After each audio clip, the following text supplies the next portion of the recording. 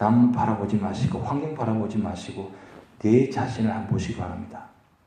언제나 하나님은 우리가 신앙 문제를 터치하시지 환경을 터치하시는 거 아닙니다. 결국 중심은 신앙입니다. 왜 환경을 치느냐? 왜 그렇게 어렵게 만드시느냐? 신앙을 점검하게 하신다는 거예요. 그래서 믿음의 사람은 어떤 그런 시련이 엮인 다가오면 먼저 자기 자신을 살펴봅니다. 내가 과연 하나님 앞에서 뭔가 잘못된 것이 없는가? 거기서 출발하는 거예요. 출발이 달라요. 세상 사람들은 환경을 탓하게 되고 주변 사람을 탓하면 시작합니다. 그런데 믿음의 사람은 환경을 탓하지 않고 문제를 탓하지 않고 자기 자신을 바라봅니다.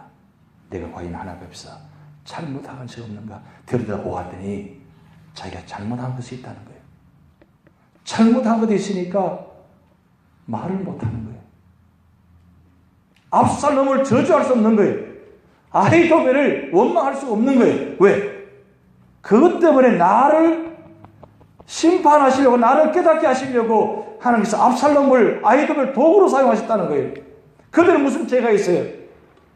그들 죄가 없다는 거예요. 왜? 나 때문에 이런 일이 이루어졌다는 거예요. 하나님께서 이렇게 만들어 가신다는 거예요. 그걸 깨닫고 나니까 하나님 엎드리는 거예요. 하나님 이 질병을 고쳐주시소서. 내 영혼을 고쳐주시소서. 엎드림. 여기 가장 중요한 본질적인 문제입니다. 여기서 시작되면 여기서 바로 깨닫게 되면 그 다음으로 문제가 해결되는 거예요. 근데 여기서 문제를 해결하지 못하고 깨닫지 못하고 끝까지 환경 바라보고 다른 사람 탓하고 그 질병을 탓하고 환경을 탓하면 문제가 해결되지 않습니다. 그런데 본질적인 문제를 깨닫고 나면 그 다음은 그 문제에서 자유함을 얻습니다. 아픔이 문제가 아닙니다. 도망하는 게 문제가 아닙니다. 오히려 그 자리에서 엎드린 하나님, 제가 잘못했습니다. 그게 바로 사절 말씀입니다. 그리고 5절부터 보면 8절까지 9절까지 대적들이 자기를 미워하고 거짓하고 비방하고 음모를 꾸미는 장면이 나타납니다. 보통 장면이 아닙니다. 어떻게 하면 이 다윗을 죽이려고 이 아히도벨이 압살롬이 작전을 짜는데 기가 막힌 작전합니다. 참 그런데 하나님께서 기가 막히게 그 상황을 모면시켜 줍니다. 다른 사람을 세워서 그 아히도벨, 이 아히도벨은 당대의 하나님과 같은 존재입니다. 얼마나 지략이 뛰어나는지 아히도벨이 작전을 세워서 하면 반드시 승리합니다. 그 정도로 이 지략이 뛰어난 책사입니다. 이미 아히도벨이 압살롬에게 넘어갔다는 것은 다윗은 끝났다는 이야기입니다. 근데 그렇게 뛰어난 지략가 아히도벨이 하나님께서 세운 다른 한 사람을 통해서 세울 때 그가 깨닫게 됩니다. 아하, 이건 하나님께서 역사하시구나 하고 그는 가서 자살해버립니다. 아히도벨이 상황을 판단하고 그리고 가서 자살해버립니다. 하나님은 기가 막히게 역사하십니다. 내가 그 문제를 해결하려면 문제가 해결되지 않습니다. 오히려 그 문제에 지쳐가지고 내가 쓰러져 버려요. 패하려야 합니다. 근데 나는 그 문제를 이길 힘이 하나도 없어요. 나는 그 본질적인 문제, 죄의 문제, 내 자체의 잘못의 문제를 회개하고 엎드려 있으면 하나님께서 그 문제를 직접 만들어가기 시작하는데 전혀 뜻밖의 사람을 전혀 뜻밖의 장소에서 전혀 뜻밖의 일들을 만드셔가지고 한 그 문제를 해결해 주시는 거예요. 여러분 경험해 보셨습니까? 그때가 언제냐? 내가 하나님을 엎드릴 때예요. 다윗이 1편부터 73편까지 그 많은 그诗편을 기록했는데 그 여러분 읽어보시면 이 다윗이 그 편마다 언제나 엎드립니다. 왜요? 엎드리는 길만이 살 길이기 때문에. 이게 아주 지혜로운 거예요. 목이 뻣뻣해가지고 항상 목만 들고 다녀요. 그런 교면틱한 모습이 아니고 언제나 겸손합니다. 겸손할 수밖에 없죠. 왜? 하나님께서 함께 하시고 하나님께서 사신 모습을 바라보니까 하나님께서 문제를 해결할 줄 알면 문제가 해결되지 않으니까 그것을 알고 있기 때문에 언제나 자기 치략으로 자기 능력으로 해결하지 않습니다. 언제나 다윗은 기도하고 하나님께 묻고 질문하고 하나님께서 가라 하면 가고 멈추면 멈추고 항상 그렇게 도망다니면서도 언제나 그 자리마다 하나님께 붙들고 엎드려 있다는 거예요. 거기만이 살 길이기 때문입니다. 여러분 우리가 살아가시면서 세상에 엎드리지 마시기 바랍니다. 사람에게 엎드리지 마시기 바랍니다. 누구에 엎드려야 됩니까? 하나님께 엎드리셔야 돼요. 하나님께 엎드리면 하나님께서 아무리 뛰어난 진략가들이 나를 공격하고 악하고 저주하고 나를 비난하고 배신한다 할지라도 그것이 문제가 되지 않아요. 오직 믿음의 사람은 하나님이 나에게 관심이 있냐 없냐 그게 중요한 거지 다른 사람이 나를 관심이 있냐 없냐 그게 중요하지 않습니다. 어떤 삶의 자리에도 사람들이 나를 주목하느냐 사람들이 나를 생각하느냐 나를 위하느냐 그게 중요하지 않습니다. 다른 사람이 나를 위하지 않아도 다른 사람이 나를 주목하지 않아도 오직 하나님께만 초점을 두고 있는 거예요. 하나님은 나를 인정하시면 되는 거예요. 하나님은 나와 함께 계시면 되는 거예요. 하나님이 내 편이 되시면 되는 거예요. 그 믿음이 중요한 거예요. 다른 사람 내 편을 만들려고 얼마나 많은 사람은 여러분 작전 짭니까? 어떻게 하면 한 사람은 내 편을 만들려고 하지 않습니까? 근데 그렇게 많은 사람 내 편인 줄 알았는데 보니까 결정적인 순간에 그 사람이 가장 믿는 그 사람이 다른 편이 돼 있어요. 그게 사랑의 모습입니다. 근데 하나님은 신실하신 분에게 적어도 믿음의 사람만큼은 끝까지 지키십니다. 다윗은 그것을 하기에 하나님만 내 편에 계시면 되는 거예요. 그리고 하나님만 바라보는 거예요. 그게 사막이든 동굴이든 도망이든 신발을 보고 도망가다 할지라도 오직 하나님만 바라보고 도망가고 있는 거예요. 도망을 가더라도 하나님께 도망가셔야지 사람에게 도망가시면 안 된다는 거예요. 그게 바로 다윗의 참 훌륭한 모습입니다. 그러면서 여러분 9절 말씀 보시면 아주 중요한 구절이 나오는데 여러분 성경책에 적으시기 바랍니다. 이 9절 말씀은 예수님께서 마지막 십자가상에 돌아가기 직전에 12명의 제자들이 있는 가운데서 한 사람 배신자를 이야기합니다.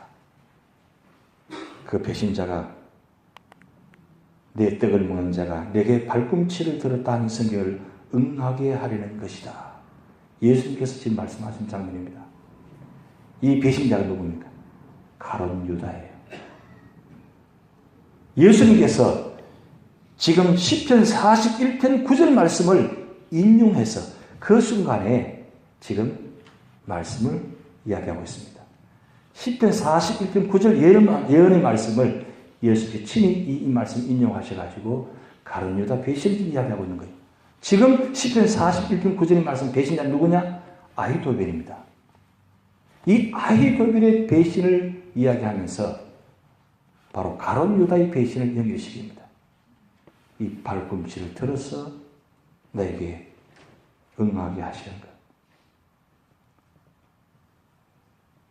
믿음의 사람이 그 고난과 역경 가운데도 이 한 말씀을 선포하는 가운데 이 말씀이 누가 예수님께서 이 말씀 인용해서 말씀을 기록할 줄 누가 알았겠습니까? 이런 믿음의 사람이 한 구절이 고백이 이만큼 중요한 거예요. 그 한 구절도 한 고백도 하나님 소중히 여기신다는 거예요. 내가 그 고난의 자리에 아픔의 자리에 있으면서도 원망하지 않고 탄식하지 않고 오히려 말씀을 가까이 하면서 그 말씀을 묵상하면서 토한 내용이 주님께서 이 마지막 결정적인 순간에 그 말씀을 인용하실지 누가 알았겠습니까? 그런데 주님은 이 정도로 세밀하십니다. 여러분이 삶의 자리에서 그 아픔의 자리에서 믿음에 토한 그 말 한마디를 주님은 기억하신다는 거예요. 그러면 어떤 말씀을 기억하기를 원하십니까? 다 기억하시는데 어떤 말씀을 기억하시길 원하십니까? 내가 믿음의 말을 토할 때 그 말씀을 주님께서 기억하신다는 거예요. 그리고 그 말씀을 듣고 치유하신다는 거예요. 회복시키신다는 거예요.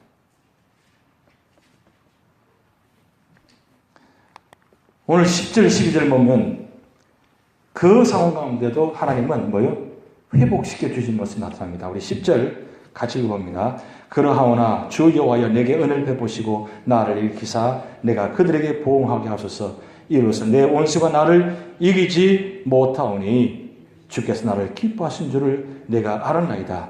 주께서 나를 온전한 중에 붙드시고 영원히 주 앞에 세우시나이다. 지금 도망가면서 말이에요. 다윗이 어떤 믿음의 환상을 보느냐면 내가 비록 내가 도망가지만 주님께서 정한 시간에 나를 회복시켜 주셔가지고 다시 왕권을 회복시키시고 그리고 영원한 자리에 우리를 인도하신다는 것을 믿음의 눈을 바라본 거예요. 강을 건너가면서 그 믿음의 비전을 가진 거예요. 믿음의 사람은 그렇게 하나님께서 보여주십니다. 내가 끝까지 기도의 자리에 믿음의 자리에 있으면 캄캄할 것 같은데 하나님 믿음을 끝까지 지키고 그 가운데도 원망하지 않냐고 엎드려 있으면 하나님은 내 눈을 열어가지고 보이지 않는 것을 보게 하신다는 거예요. 환상을 보여주십니다. 때로는 말씀을 들려주십니다. 이게 바로 하나님께서 주시는 축복입니다. 여러분, 우리가 회복은 어디서 회복되느냐? 내 질병이 회복되는 것도 중요하지만은 그 내 질병의 회복보다도 내 영혼의 회복이 중요합니다. 본질적인 아픔의 문제는 몸의 육체가 아니고 영혼의 문제입니다. 이 영혼의 문제는 영원한 것이기 때문입니다.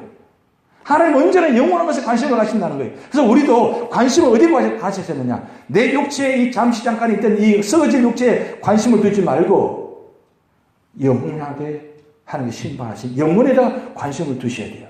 왜냐하면 하나님 영적인 분이시기 때문입니다. 그래서 영적으로 언제 다가오십니다. 내가 영으로 깨어있으면 하나님 영으로 다가오셔서 말씀하십니다.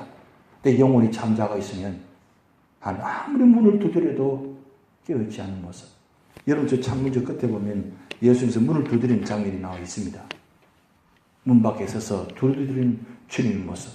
언제나 주님 여러분 문을 두드리고 계신다는 거예요. 문을 두드리는데 문을 열어주지 않아요.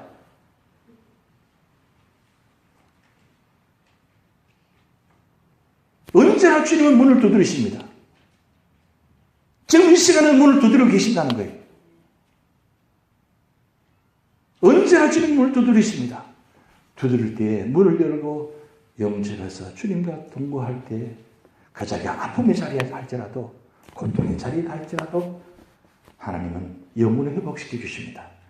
영혼을 회복시켜 주시면 육체의 질병은 문제가 되지 않습니다.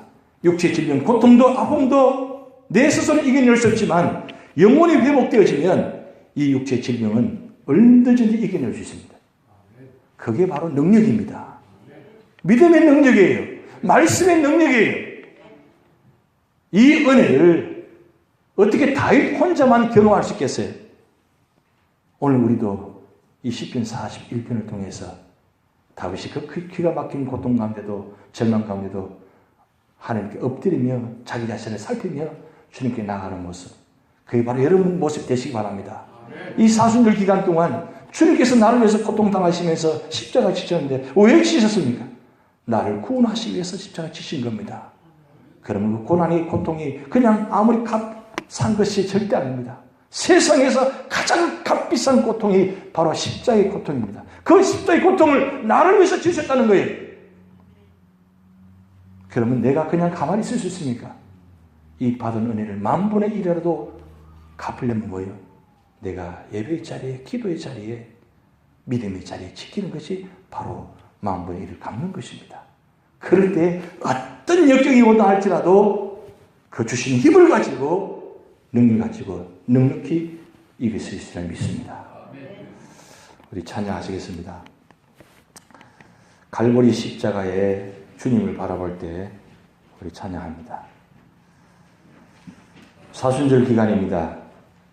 십자가 바라보시면서 주님 바라보시면서 찬양 드리겠습니다.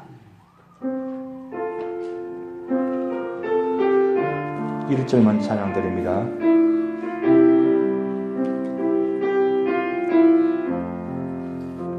갈보리 십자가에 십자가에 주님을 바라볼 때 하나님 크신 사랑 너무나 고마워라. 예수님의 십자가 이제는 나도 지고 이 생명 다 바쳐서 주님을 따르리라. 예수님의 십자가 예수님의 십자가 이제는 나도 지고 이 생명 다 바쳐서 주님을 따르리라. 주기도 하시겠습니다. 하늘에 계신 우리 아버지여, 이름이 거룩힘을 받으시오며 나라의 임하옵시며 뜻이 하늘에서 이룬 것 같이 땅에서도 이루어지이다. 오늘날 우리에게 일용할 양식을 주옵시고 우리가 우리에게 죄 지은 자를 사하여 준 것 같이 우리 죄를 사하여 주옵시고 우리를 시험에 들게 하지 마옵시며 다만 하게 썩어옵소서. 대개 나라와 권세와 영광이 아버지께 영원히 있사옵나이다. 아멘.